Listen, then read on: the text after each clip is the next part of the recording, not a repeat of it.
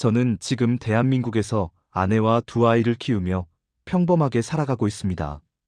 자동차 부품 영업 일을 하고, 주말이면 아이들과 공원에 가고, 저녁엔 가족과 식탁에 둘러앉아 밥을 먹습니다. 누구나 누리는 평범한 일상이죠.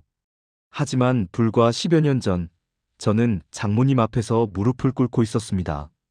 저는 탈북자입니다. 노트북을 켜고 준비한 자료를 보여드리며 말했습니다. 제 과거를, 어떻게 살아왔는지를, 왜 이 나라에 왔는지를. 장모님은 고개를 저으셨습니다. 딸을 그런 사람에게 보낼 수 없다고, 나가달라고 하셨죠. 그때 저는 생각했습니다. 북한을 탈출할 때보다, 중국에서 쫓기며 살 때보다 어쩌면 이 순간이 더 두렵다고. 왜냐하면 이번엔 제가 지키고 싶은 것이 있었으니까요. 사랑하는 사람이 있었으니까요. 저는 다시 노트북을 열었습니다. 그리고 마치 회사 프레젠테이션을 하듯 제 삶을 설명하기 시작했습니다.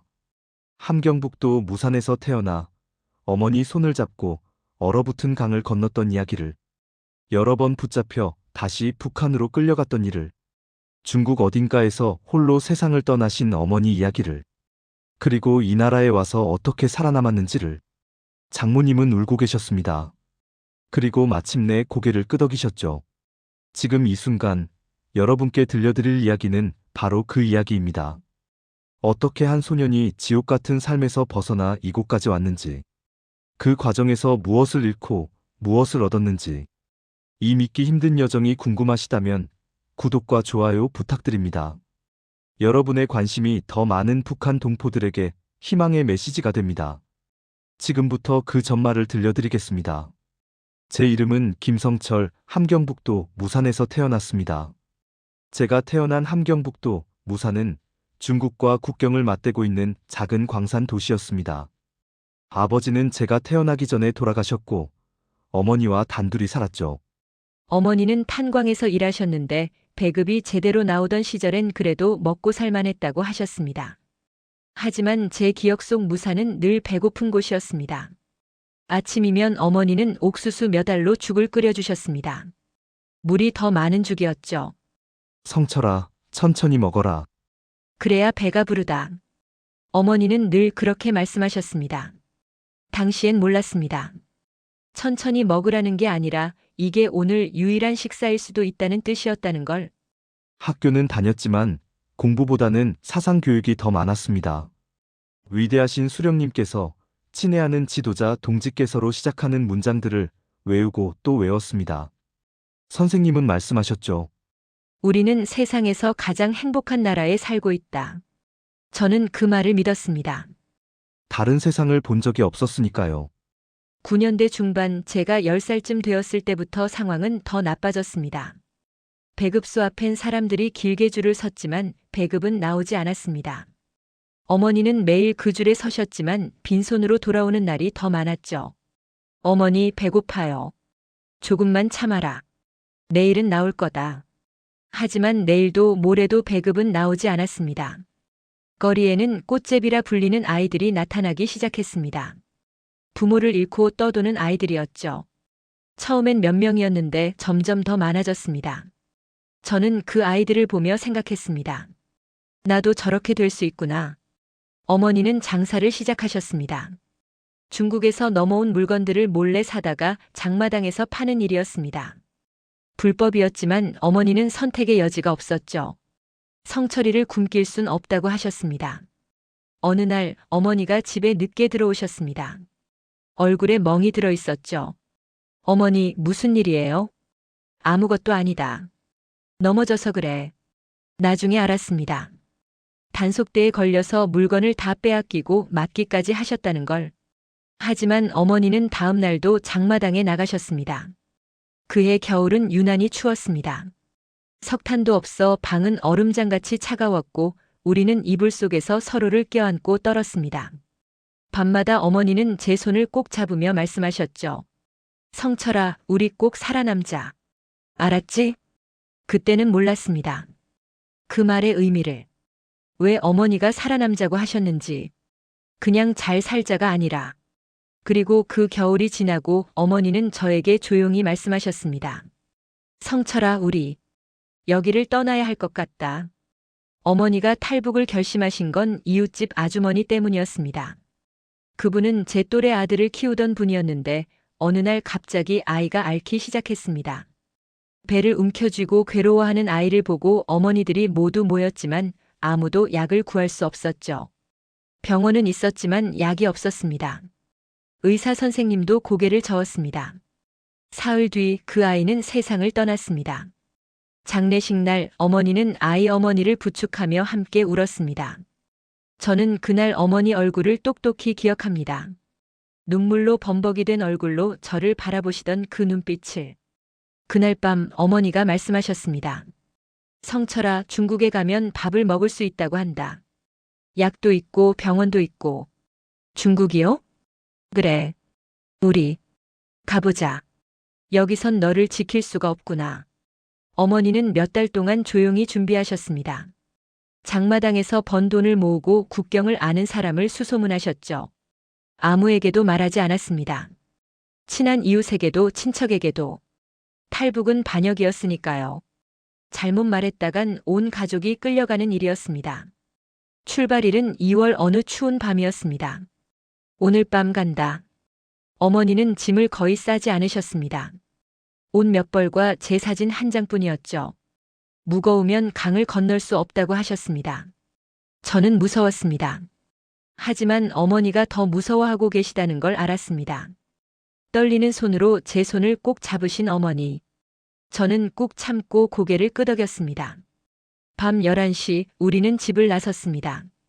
안내인을 따라 어둠 속을 걸었습니다. 1시간쯤 걸었을까요? 저 멀리 두만강이 보였습니다. 얼어붙은 강이었지만 완전히 얼지 않은 곳도 있었죠. 저기가 중국입니다. 저 철조망만 넘으면. 안내인이 가리킨 곳에는 높은 철조망과 감시탑이 있었습니다. 지금 교대 시간입니다. 10분 안에 건너야 합니다. 소리 내지 마세요. 절대로. 심장이 미친 듯이 뛰었습니다. 출발. 우리는 강으로 내려갔습니다. 얼음 위를 조심조심 걸었죠. 발밑에서 얼음이 쩍쩍 소리를 냈습니다. 어머니는 제 손을 놓지 않으셨습니다. 중간쯤 왔을 때였습니다. 거기서 멀리서 소리가 들렸습니다. 손전등 불빛이 우리를 향했죠. 뛰어. 성철아, 뛰어. 어머니가 제 손을 잡아당겼습니다. 우리는 미끄러지고 넘어지면서도 계속 뛰었습니다. 뒤에서 총소리가 들렸습니다. 하지만 멈출 수 없었습니다. 철조망이 가까워졌습니다. 안내인이 철조망을 들어 올렸고 어머니가 저를 먼저 밀어 넣었습니다. 그리고 어머니도 기어들어왔죠. 빨리 더 가야 합니다. 우리는 계속 뛰었습니다. 숲속으로 어둠 속으로. 얼마나 뛰었을까요? 멈췄을 때 뒤를 돌아봤습니다. 국경의 감시탑 불빛이 희미하게 보였습니다. 어머니가 저를 꼭 안아주셨습니다. 온몸이 떨리고 계셨죠. 성철아, 우리 해냈다. 이제 괜찮을 거다. 하지만 우리는 몰랐습니다. 이게 시작에 불과하다는 것을. 진짜 지옥은 이제부터라는 것을. 중국에 도착한 첫날 밤 저는 처음으로 배불리 밥을 먹었습니다. 안내인이 데려간 집은 중국 조선족 할머니 댁이었습니다. 할머니는 우리를 보자마자 부엌으로 데려가 밥을 차려주셨죠. 하얀 쌀밥, 김치, 달걀 프라이. 제 생애 처음 보는 양이었습니다. 많이 먹어라. 여긴 북조선 아니다. 할머니의 말에 어머니는 울음을 터뜨리셨습니다. 저도 밥을 먹으면서 울었습니다. 하지만 그 안도감은 오래가지 못했습니다. 여기 오래 있으면 안 된다. 공안 중국 경찰이 단속한다. 할머니는 우리에게 작은 방 하나를 내주셨지만 낮에는 절대 밖에 나가면 안 된다고 하셨습니다. 창문도 열지 말라고요. 누가 볼까봐. 우리는 그렇게 숨어 살았습니다. 낮에는 작은 방 안에서 숨죽이며 지냈습니다. 밖에서 사람 발소리만 들려도 심장이 멎는 줄 알았죠. 공안이 오면 어떡하지? 그 생각뿐이었습니다. 어머니는 밤에만 나가서 일했습니다. 식당 설거지, 청소, 농사일. 중국어를 못해도 할 수 있는 일들이었죠. 하지만 임금은 중국 사람들의 절반도 안 됐습니다. 어머니가 항의하면 고용주는 말했습니다. 싫으면 공안에 신고한다. 어머니는 참고 일했습니다. 저를 위해서. 그렇게 6달이 지났을 무렵이었습니다. 새벽 문을 두드리는 소리에 잠에서 깼습니다. 공안이다. 문 열어. 어머니가 제 입을 막았습니다. 하지만 문은 곧 박살났고 제복 입은 사람들이 들이닥쳤습니다. 탈북자지. 여권 있어? 우리에겐 여권 같은 게 있을 리 없었습니다. 가자. 북조선으로 돌려보낸다. 그 순간 어머니가 무릎을 꿇으셨습니다. 제발 제발요. 애만은 보내지 말아주세요. 하지만 공안들은 우리를 트럭에 실었습니다. 우리뿐만이 아니었습니다. 수갑찬 사람들이 이미 10여 명 타고 있었죠. 모두 탈북자였습니다. 트럭 안에서 한 아주머니가 울고 있었습니다. 나 또 잡혔어. 3번째야. 이번엔 어떻게 될지. 그분의 손목엔 수갑 자국이 있었습니다. 여러 번 채워진 흔적이었죠. 국경 수용소에 도착했을 때 북한 보위원들이 우리를 기다리고 있었습니다. 반역자 새끼들. 조국을 버렸어? 신문이 시작됐습니다. 어디로 갔는지, 누굴 만났는지, 한국 사람을 만났는지. 저는 무서워서 아무 말도 못했습니다. 어머니가 대신 대답하셨죠. 그냥 먹을 게 없어서 넘어갔습니다. 한국 사람은 만난 적 없습니다. 거짓말하면 죽는다는 거 알지? 우리는 한 달간 수용소에 갇혀 있었습니다. 하루 한 끼, 옥수수 죽 한 그릇. 북한에서와 똑같았습니다. 아니, 더 심했습니다. 3달 뒤 우리는 무산으로 돌아왔습니다. 똑같은 집, 똑같은 동네. 하지만 이웃들의 눈빛이 달랐습니다. 수군거리는 소리가 들렸죠. 저 사람들 탈북했다가 잡혀왔대. 반동 가족이네. 우리는 감시 대상이 되었습니다. 일주일에 한 번씩 보위부에 가서 보고해야 했습니다. 어디 갔는지, 누굴 만났는지, 무슨 생각을 하는지. 어느 날 밤 어머니가 조용히 말씀하셨습니다. 성철아, 우리 다시 가야 한다. 여기 있으면 둘 다 죽는다. 저는 놀라서 어머니를 봤습니다. 또요? 또 잡히면요? 그래도 여기 있는 것보단 낫다. 그렇게 우리는 2번째 탈북을 준비하기 시작했습니다. 2번째 탈북은 첫 번째보다 더 위험했습니다. 우리는 이미 탈북 전력이 있는 감시 대상이었으니까요. 보위부는 우리를 주시했고 이웃들도 우리를 의심의 눈초리로 봤습니다. 한 번 더 잡히면 이번엔 정치범 수용소로 간다는 걸 알고 있었습니다. 그곳에 가면 살아나올 수 없다는 것도. 어머니는 더 조심스럽게 준비하셨습니다. 1년을 기다리셨죠. 보위부의 감시가 조금 느슨해질 때까지. 그리고 어느 가을밤 우리는 다시 두만강을 향했습니다. 이번엔 다른 안내인이었습니다. 돈을 더 많이 요구했죠. 전력자는 위험하다. 2배 내라. 어머니가 몇 년간 모은 돈을 모두 주셨습니다. 강을 건널 때 저는 더 이상 무섭지 않았습니다. 아니, 무서움이 무뎌진 것일지도 모릅니다. 총소리가 들렸지만 우리는 무사히 중국 땅을 밟았습니다. 이번엔 동북 지역의 작은 농촌 마을에 숨었습니다. 한족 농부집에서 일하며 지냈습니다. 어머니는 밭일을 하고 저는 가축을 돌봤죠. 주인은 나쁜 사람은 아니었지만 우리가 불법 체류자라는 걸 이용했습니다. 너희들 신고하면 어떻게 되는지 알지? 임금은 항상 늦게 줬고 약속한 금액보다 적었습니다. 그렇게 1년 반을 버텼습니다. 하지만 결국 또 걸렸습니다. 이번에는 신고를 당한 거였습니다. 그 같은 마을에 사는 다른 조선족이 신고했다고 했습니다. 탈북자를 신고하면 보상금을 준다는 소문 때문이었죠. 다시 트럭에 실렸습니다. 다시 국경 수용소로. 다시 북한으로. 이번 신문은 더 혹독했습니다. 또 왔어? 이번엔 어디 갔었어? 한국 놈들 만났지? 아닙니다. 정말 먹고 살려고. 거짓말. 2번씩이나 탈출한 놈이 그냥 먹고 살려고. 구타가 이어졌습니다. 어머니가 대신 맞으셨습니다. 저를 보호하려고. 이번엔 3달이 아니라 6개월을 수용소에 있었습니다. 그곳에서 사람들이 죽어나가는 걸 봤습니다. 굶어서 병들어서 맞아서. 매일같이 시체가 나갔습니다. 어머니는 점점 말라가셨습니다. 기침을 하기 시작했죠. 어머니 괜찮으세요? 괜찮다. 여기만 나가면. 하지만 나간 뒤에도 괜찮지 않았습니다. 무산으로 돌아온 우리는 이번엔 완전히 낙인 찍혔습니다. 2번 탈북한 반동 가족. 배급은 당연히 없었고 일자리도 없었습니다. 사람들은 우리를 피했습니다. 우리와 엮이면 자기들도 의심받을까봐. 겨울이 되자 어머니의 기침은 더 심해졌습니다. 병원에 가고 싶어도 갈 수 없었습니다. 우리를 받아줄 병원이 없었으니까요. 어느 날 밤 어머니가 제 손을 잡으셨습니다. 성철아, 미안하다. 왜요, 어머니? 너를 이렇게 힘들게 해서. 엄마가 욕심을 부렸나 봐. 그냥 여기서 죽을 걸. 아니에요, 어머니. 어머니 잘못 없어요. 성철아, 우리 한 번만 더 가자. 마지막으로. 이번엔 꼭 성공하자. 한국까지 가자. 한국이요? 그래. 중국이 아니라 한국. 거기까지 가면 우리가 사람답게 살 수 있다고 한다. 저는 고개를 끄덕였습니다. 하지만 속으로 생각했습니다.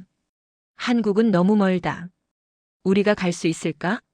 그해 봄 우리는 3번째 탈북을 감행했습니다. 이번이 정말 마지막이라는 걸 알고 있었습니다. 한 번 더 잡히면 우리는 영영 나올 수 없는 곳으로 갈 테니까. 강을 건널 때 어머니가 제게 말씀하셨습니다. 성철아, 만약 엄마가 잡히면 너는 그냥 가거라. 돌아보지 말고. 어머니, 약속해. 엄마는 괜찮다. 너만 살면 돼. 저는 대답할 수 없었습니다. 그냥 어머니 손을 더 꽉 잡았습니다. 이번에도 우리는 강을 건넜습니다. 총소리를 뚫고 철조망을 넘어. 그리고 중국 땅에 도착했습니다. 3번째였지만 여전히 두려웠습니다. 아니, 더 두려웠습니다. 이번엔 실패하면 안 됐으니까. 3번째 중국 생활은 이전과 달랐습니다. 이번엔 브로커를 통해 한국행을 준비하기로 했습니다. 하지만 비용이 문제였죠. 1인당 500만 원 한국 돈으로. 우리에겐 상상할 수 없는 금액이었습니다. 일단 중국에서 돈을 벌어야 한다. 어머니는 그렇게 결심하셨습니다. 우리는 길림성의 한 공장 근처에 자리를 잡았습니다. 어머니는 공장 청소 일을 하고 저는 식당에서 설거지를 했습니다. 불법 체류자라 임금은 최저였지만 어머니는 하루도 쉬지 않고 일하셨습니다. 조금만 더 모으면 한국 갈 수 있다. 어머니의 입버릇이었습니다. 그런데 어머니의 기침이 점점 심해졌습니다. 북송 후 생긴 기침이 나아지지 않고 악화된 거였죠. 밤마다 기침 소리에 잠을 깼습니다. 어머니, 병원 가세요. 괜찮다. 돈 아껴야지. 병원비도 돈이다. 어머니는 계속 일했습니다. 기침을 하면서도 몸이 휘청거려도. 그러던 어느 날 어머니가 쓰러지셨습니다. 공장에서 청소 중에 그대로 쓰러진 거였습니다. 공장 사람들이 연락을 해왔고 저는 미친 듯이 달려갔습니다. 어머니는 의식이 없었습니다. 병원에 데려가야 했지만 신분이 문제였습니다. 불법 체류자를 받아주는 병원은 거의 없었죠. 돈을 더 주면 받아준다고 했지만 우리에겐 그런 돈이 없었습니다. 결국 조선족 할머니가 운영하는 작은 한의원에 모셨습니다. 폐렴이다. 늦었어. 진작 왔어야 하는데. 한의사 선생님이 고개를 저었습니다. 제발요, 살려주세요. 제발. 저는 무릎을 꿇고 빌었습니다. 하지만 선생님도 할 수 있는 게 없었습니다. 약도 제대로 없는 곳이었으니까요. 어머니는 사흘 동안 누워 계셨습니다. 의식이 돌아왔다 사라지기를 반복하셨죠. 저는 어머니 곁을 한시도 떠나지 않았습니다. 셋째 날 밤 어머니가 눈을 뜨셨습니다. 성철아. 네, 어머니. 여기 있어요. 미안하다. 엄마가 여기까지밖에 못 데려가서. 아니에요, 어머니. 우리 같이 가요. 한국까지. 어머니가 고개를 저으셨습니다. 그리고 제 손을 꼭 잡으셨습니다. 너 혼자 가거라. 꼭 한국 가서 사람답게 살아라. 싫어요. 어머니 없이는 못 가요. 성철아, 엄마 말 들어라. 너는 살아야 한다. 자유롭게, 행복하게. 어머니의 손에 힘이 빠졌습니다. 어머니, 어머니. 하지만 어머니는 대답하지 않으셨습니다. 그렇게 어머니는 세상을 떠나셨습니다. 중국 어느 시골 마을 작은 한의원에서, 고향도 아닌 꿈꾸던 한국도 아닌 곳에서 장례는 간소했습니다. 조선족 할머니들이 도와주셨지만 제대로 된 장례도 치를 수 없었습니다. 묘지도 없었죠. 마을 뒷산 한 구석에 어머니를 묻었습니다. 무덤 앞에서 저는 하루 종일 울었습니다. 어머니 미안해요. 제가 더 빨리 돈을 벌었어야 하는데, 제가 병원에 모셨어야 하는데, 바람만 불었습니다. 그날부터 저는 혼자였습니다. 16살 중국 땅에 홀로 남겨진 탈북 소년. 어머니가 남긴 건 작은 천주머니 하나였습니다. 안에는 돈 몇 푼과 제 어릴 적 사진 한 장이 있었습니다. 사진 뒷면에 어머니 글씨로 이렇게 적혀 있었습니다. 성철아, 꼭 살아남아라. 엄마가 지켜줄게. 저는 그날 결심했습니다. 살아남겠다고. 어머니가 못 이룬 꿈, 한국행을 꼭 이루겠다고. 그래서 자유롭게 사람답게 살겠다고. 어머니 무덤 앞에서 약속했습니다. 어머니, 제가 꼭 한국 갈게요. 그래서 어머니가 바라던 삶을 살게요. 약속할게요. 그리고 저는 다시 일어섰습니다. 눈물을 닦고 앞을 향해 걸어가기 시작했습니다. 혼자지만 포기할 수 없었습니다. 이제 어머니를 위해서라도 꼭 살아남아야 했으니까요. 어머니가 돌아가신 후 저는 미친 듯이 일했습니다. 아침엔 공장에서 저녁엔 식당에서 밤엔 청소일을. 하루에 4시간만 자며 일했습니다. 한국 가는 비용을 모으기 위해서였죠. 1년이 걸렸습니다. 1년 만에 브로커가 요구한 돈을 모았습니다. 준비됐어? 이제 진짜 위험한 여정이다. 브로커는 그렇게 말했습니다. 우리는 중국을 가로질러 남쪽으로 향했습니다. 기차, 버스, 때론 트럭 짐칸에 숨어서. 목적지는 동남아시아, 그곳에서 한국 대사관으로 가는 것이 계획이었습니다. 국경을 넘을 때마다 심장이 멎는 줄 알았습니다. 걸리면 다시 북한으로 끌려갈 테니까요. 이번엔 혼자였습니다. 어머니도 아무도 없이. 라오스 국경을 넘는 날이었습니다. 브로커가 갑자기 사라졌습니다. 돈을 받고 도망친 거였죠. 저를 포함해 5명의 탈북자가 국경 근처에 버려졌습니다. 이제 어떡하지? 모두가 패닉 상태였습니다. 하지만 저는 포기할 수 없었습니다. 여기까지 왔는데 어머니와의 약속을 지켜야 했으니까요. 저를 따라오세요. 제가 길을 찾아보겠습니다. 저는 앞장섰습니다. 한국말이 조금 통하는 교회를 찾아다녔습니다. 며칠을 헤맸을까요? 마침내 한 선교사님을 만났습니다. 북한에서 왔습니다. 한국에 가고 싶습니다. 선교사님은 우리를 도와주셨습니다. 태국의 한국 대사관까지 연결해 주셨죠. 대사관에 도착했을 때 저는 울었습니다. 한국 사람입니다. 북한에서 왔습니다. 제발 도와주세요. 직원분이 저를 안아주셨습니다. 이제 안전해요. 걱정하지 마세요. 그 말을 듣는 순간 다리에 힘이 풀렸습니다. 어머니와 강을 건넌 지 5년, 어머니가 돌아가신 지 1년. 마침내 저는 한국으로 가는 비행기에 올랐습니다. 비행기가 인천공항에 착륙했을 때 저는 창밖을 보며 생각했습니다. 어머니, 제가 해냈어요. 우리가 꿈꾸던 곳에 왔어요. 하지만 한국 생활은 생각보다 쉽지 않았습니다. 하나원에서 석 달간 교육을 받았습니다. 한국 사회에 적응하는 법, 민주주의가 뭔지, 자유경제가 뭔지 모든 게 낯설었습니다. 하나원을 나온 저는 서울의 작은 고시원에 방을 얻었습니다. 정부 지원금으로요. 하지만 돈은 금방 바닥났습니다. 일자리를 찾아다녔습니다. 탈북자세요? 죄송한데 저희는 수없이 거절당했습니다. 북한 사투리 때문에 경력이 없어서 학력이 없어서 결국 편의점 야간 알바를 시작했습니다. 밤 11시부터 아침 7시까지 일하면서 검정고시 책을 봤습니다. 낮에는 자고 저녁엔 공부하고 밤엔 일했습니다. 손님들 중 몇몇은 제 사투리를 듣고 물었습니다. 북한에서 왔어요?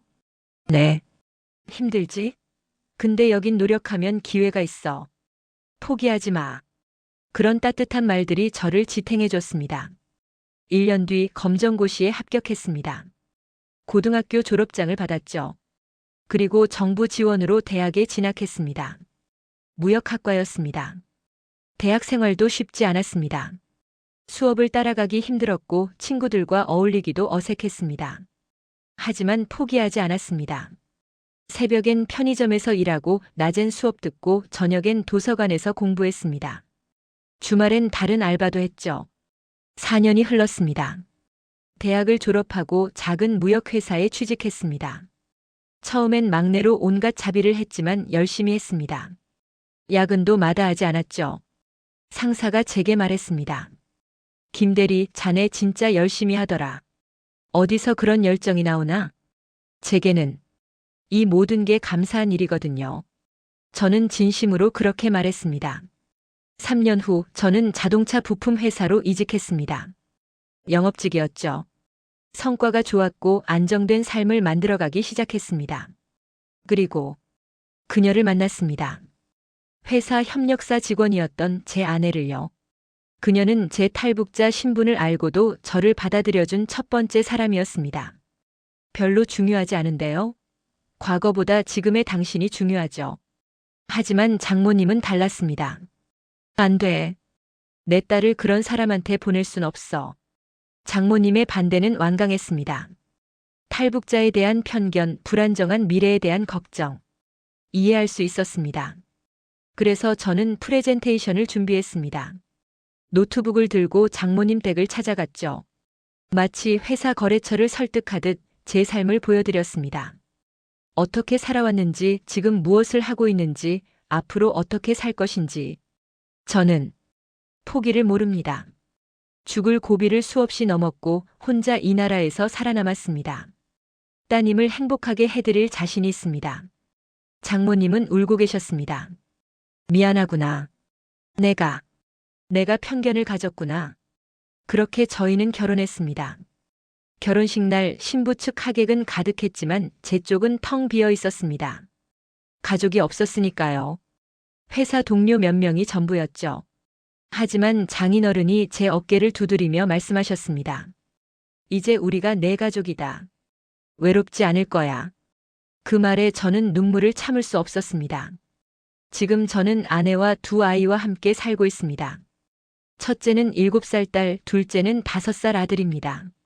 아이들은 아빠가 북한에서 왔다는 걸 압니다. 하지만 그게 이상한 일이라고 생각하지 않습니다.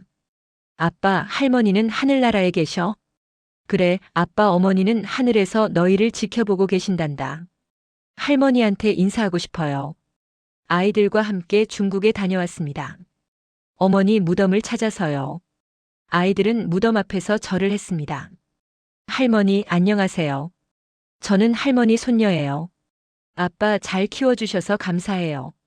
그 순간 저는 어머니가 웃고 계시는 것 같았습니다. 요즘 저는 새로운 꿈을 꾸고 있습니다. 회사에서는 안정적으로 일하고 있지만 마음 한편에는 늘 같은 생각이 있습니다. 제가 겪었던 그 시절, 중국에서 만났던 꽃제비들, 여전히 북한에서 굶주리고 있을 아이들. 저처럼 부모를 잃은 아이들을 돕고 싶습니다. 아내에게 그렇게 말했습니다. 좋은 생각이야. 당신이라면 할 수 있을 거야. 저는 조금씩 준비하고 있습니다. 탈북 청소년들을 위한 교육 지원, 고아원 후원. 아직은 작은 일들이지만 언젠가는 더 많은 일을 할 수 있을 거라 믿습니다. 주말이면 아이들과 공원에 갑니다. 그네를 밀어주고 미끄럼틀을 함께 타죠. 너무나 평범한 일상입니다. 하지만 저에겐 이 평범함이 기적입니다. 얼어붙은 강을 건널 때, 트럭에 실려 끌려갈 때, 어머니 무덤 앞에서 울 때, 이런 날이 올 거라고는 상상도 못했으니까요. 자유롭게 숨쉬고 하고 싶은 말을 하고 사랑하는 사람들과 함께 살 수 있다는 것. 이것이 얼마나 소중한 일인지 탈북을 경험한 사람만이 압니다. 여러분께 꼭 말씀드리고 싶은 게 있습니다. 지금 당연하게 누리고 계신 자유, 그것은 정말 당연한 게 아닙니다. 누군가는 그것을 위해 목숨을 걸고 가족을 잃고 모든 것을 포기합니다. 북한에는 아직도 수많은 사람들이 굶주리고 억압받고 자유를 꿈꾸고 있습니다. 그들을 잊지 말아주세요. 관심을 가져주세요. 그리고 탈북민들을 만나시면 편견 없이 바라봐 주세요. 우리도 똑같은 사람입니다. 다만 다른 곳에서 태어났을 뿐이죠. 저는 오늘도 아침에 눈을 뜨면 감사합니다. 이 땅에서 살 수 있어서, 가족이 있어서, 꿈을 꿀 수 있어서. 어머니, 저는 약속을 지켰습니다. 살아남았고 자유를 얻었고 사람답게 살고 있습니다. 이제는 제가 다른 이들에게 희망을 전할 차례입니다. 그것이 제가 이 땅에서 해야 할 일이라고 믿습니다. 감사합니다.